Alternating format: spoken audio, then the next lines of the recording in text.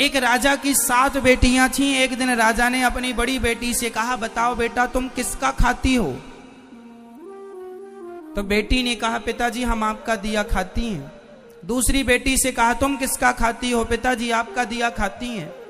प्रजा से पूछा, तुम किसका खाती हो? बोले आपका दिया खाते हैं। सबसे पूछा, तुम किसका दिया खाते हो? बोले आपका दिया। राजा आप ही हमारे पालनहार हो, आपका दिया हम सब खाते हैं। सबसे छोटी बेटी से कहा, बेटी तुम बताओ तुम किसका खाती हो? तब उस बेटी ने कह दिया, पिताजी हम भगवान का दिया खाते हैं, हम आपका दिया नहीं खाते। राजा को बड़ा बुरा लगा, उसे लगा हमारी इंसल्ट कर दी इसने, हमारा दिया खाती है और नाम ले रही है भगवान का। राजा ने कहा, कोई भगवान भगवान नहीं होता, अरे मैं तुम्हें खाने ना दूं तो तुम मर जाओगी। बेटी ने कहा, पिताजी तो आप करके देख लो। राजा बड़ा गुस्से में आया और अपनी उस बेटी का विवाह ऐसे आदमी से कर दिया जो बिल्कुल गरीब था और बिल्कुल बीमार था। गरीब था और बिल्कुल अचल था। अचल मीन्स एक कदम भी। एक लकड़हारा था, जंगल में लकड़ी काटने गया, अचानक उसकी तबीयत बिगड़ गई और वहीं पर वो पड़ा रहा, वहीं मलमूत्र में घिसटता रहा। ऐसे गंदे आदमी से राजा ने अपनी उस बेटी का विवाह कर दिया कि देखता हूं तू अब कहती है भगवान का खाती हूं तो अब खिलाए तेरा भगवान। 6 बेटियों का विवाह उसने अच्छे राजाओं के घर किया, राजकुमारों के साथ खानदान में किया, और एक बेटी का विवाह लकड़हारे से कर दिया, वो भी जो बीमार था, जो मलमूत्र भी वहीं कर रहा था, पूरा गंदगी थी, मक्खियां भिन्न भिन्न कर रही थी। उस लड़की को लगा कोई बात नहीं, विधाता की ऐसी ही मर्जी है। वो लड़की जो थी अपने उस पति के संग रहने लगी। उसे पास में नदी थी तो ले गई, नहलाया धुलाया साफ किया, और जो उसके भाग्य में था मिला।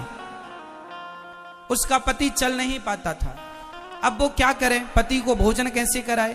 तो जंगल की लकड़ियां बीनती और ले जाके शहर में बेचती, जो पैसा आता उससे कुछ दवाइयां लाती, कुछ रोटियां लाती, खाती, पति को खिलाती, दवाई खिलाती।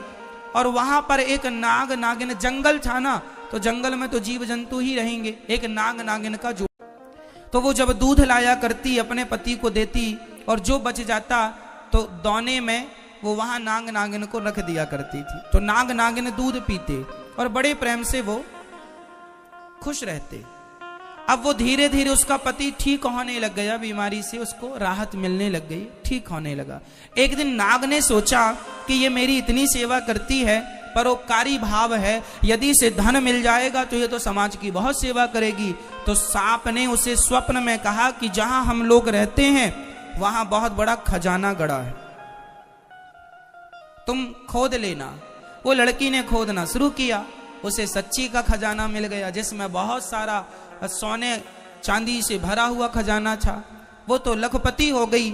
उसने एक बड़ा सा महल बनवाया, नगर बसाया, ओ बढ़िया ठाट बाट बनाया, और दोनों राजा रानी हो गए। उसका पति बिल्कुल स्वस्थ हो गया और बढ़िया राज सिंहासन पर बैठने लगे, और बड़े प्रेम से हाथी घोड़ा इकट्ठा किया और सेना इकट्ठी की, राजा हो गया, वो रानी हो गई। पर उसने परोपकार नहीं छोड़ा, रोज अन्न क्षेत्र चलाती, जो आए सबको भरपेट भोजन मिलेगा, उसके पास जरूरत से ज्यादा धन हो गया। एक दिन वो सबको भोजन बांट रही थी तो उसने देखा कि लाइन में सबसे पीछे उसका बाप लगा हुआ और उसकी बहनें लाइन में लगी हैं भोजन के लिए।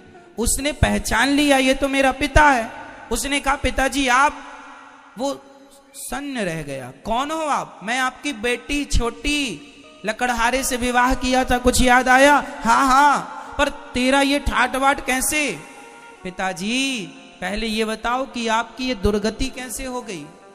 बेटी सच्ची कहा था तूने, हम बड़े अहंकार में थे कि मैं राजा हूं, लेकिन मेरी राजगद्दी छीनते देर नहीं लगी, सब नाश हो गया। सारी बेटियां जिन्होंने ये कहा था कि पिता के भाग्य का खाती हैं, आज पिता कुछ नहीं खिला पा रहा है इन्हें, आज तू खिला रही है। तब उस बेटी ने कहा, पिताजी मैंने कहा था ना कि सब अपने अपने भाग्य का और सब भगवान की कृपा का ही खाते हैं, सबको खिलाने वाला भगवान है।